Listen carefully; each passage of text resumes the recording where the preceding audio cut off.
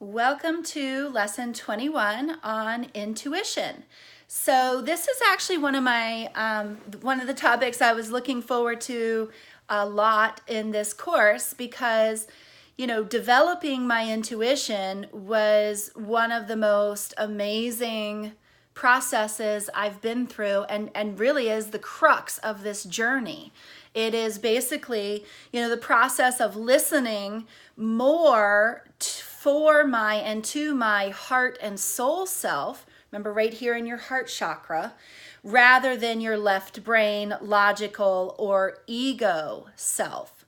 So remember, the heart soul self is always in alignment with love. The ego self can be aligned with love or fear.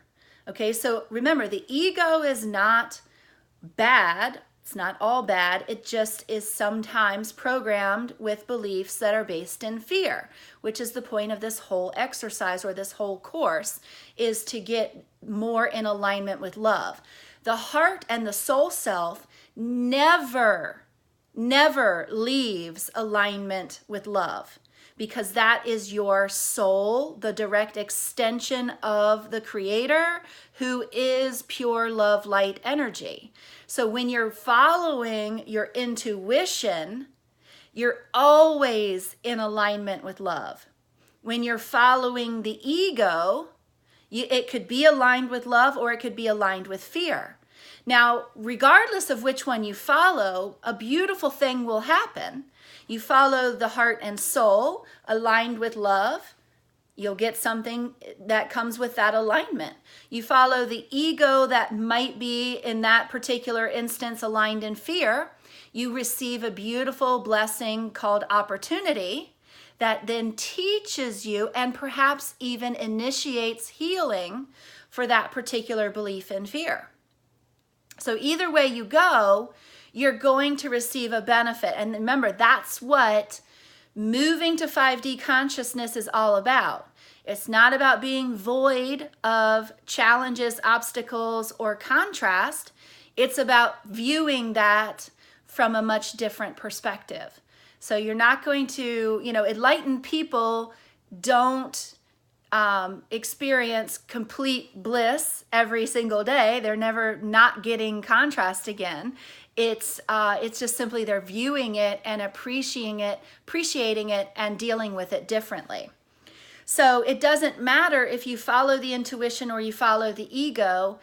What you need is you're always going to be exactly where you're supposed to be. Okay, so don't overthink this.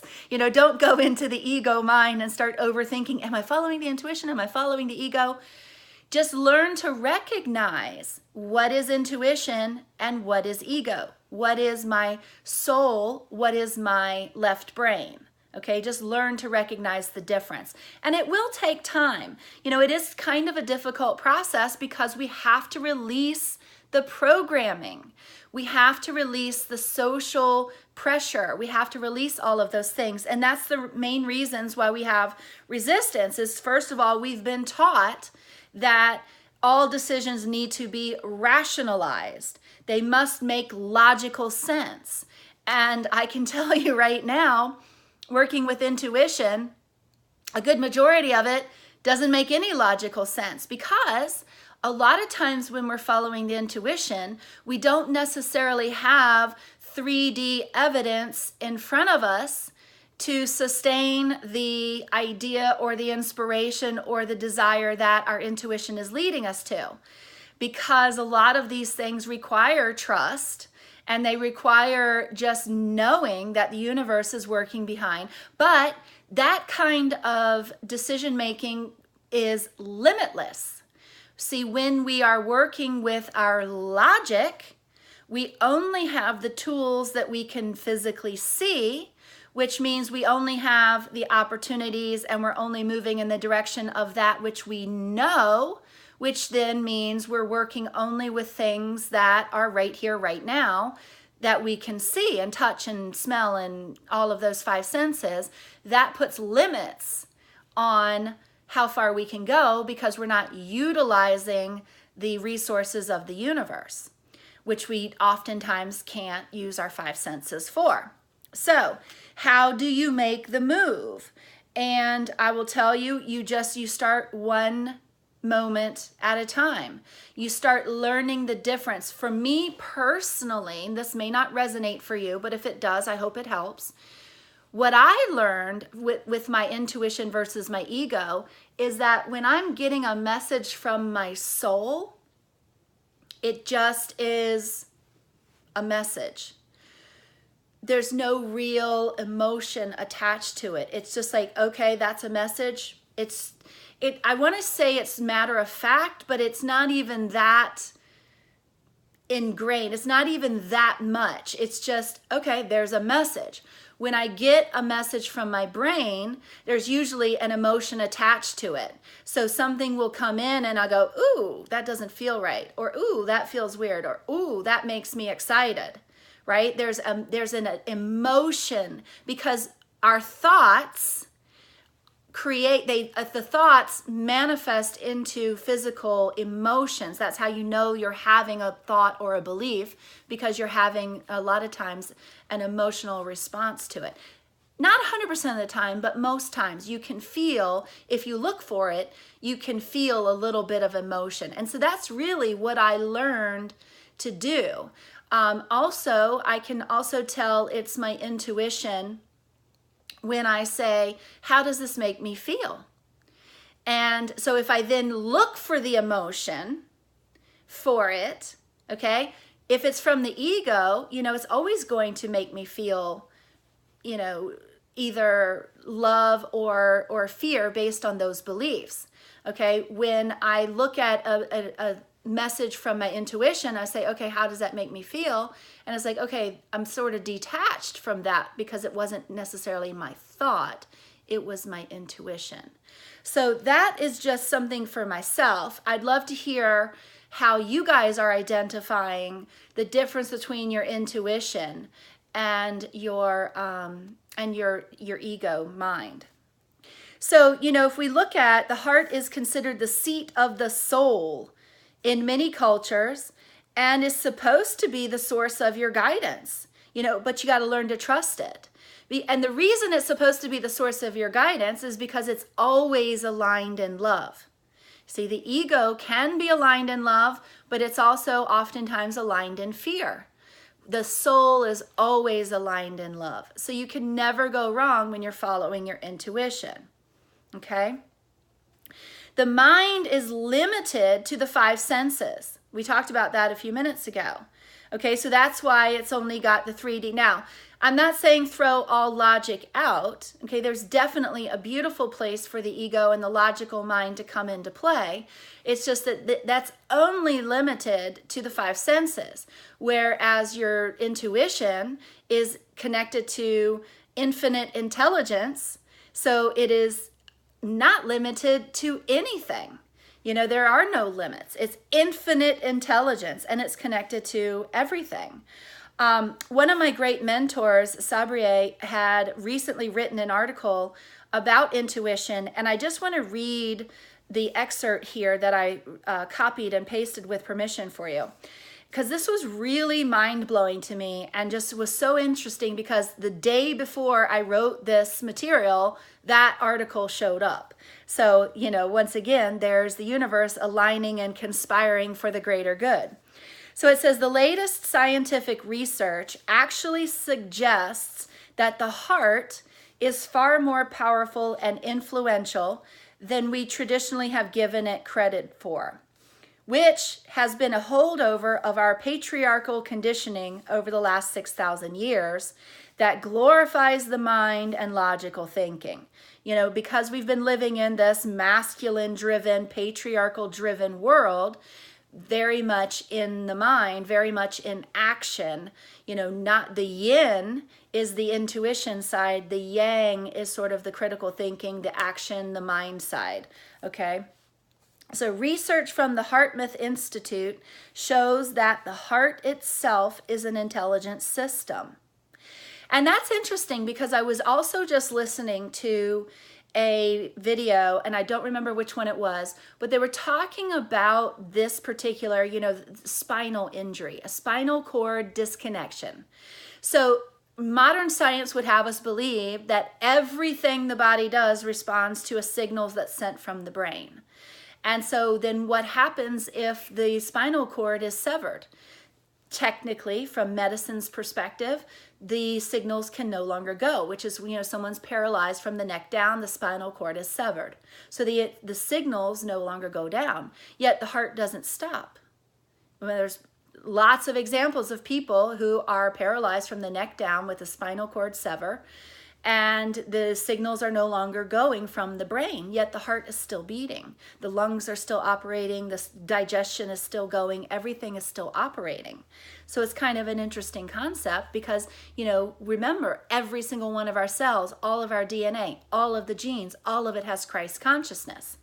So research says it's got its own intelligent system. So the physical heart has its own nervous system called the heart brain.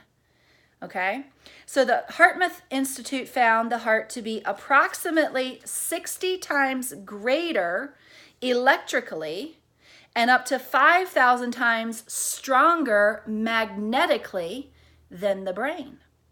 The heart and brain are constantly in communication with one another, with the heart sending more information to the brain than vice versa.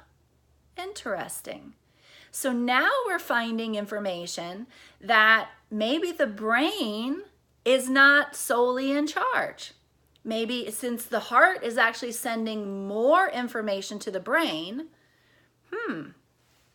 In fact, more research done found that the heart knew before the brain what was going to happen and sends a signal to the brain to prepare the physiological response necessary. Now, I'm going to tell you what, if there was ever any doubt in my mind that we are soul-centered beings having a physical human experience, this would solidify it for me. If the soul's seat is in the heart center, and the heart has its own heart brain, aka to me, the soul, and the soul is knowing what's happening even before the brain. I mean, there's all the evidence you need from a scientific perspective to indicate and prove we are soul beings having a human experience.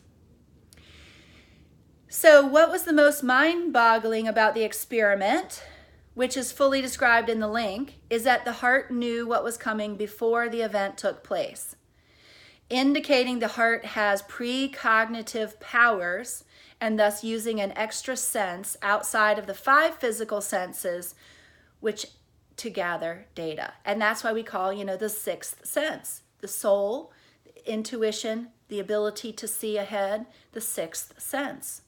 So that's the end of her data. And I thought if you have some time, definitely click on those links and look at that research. It's very fascinating. So,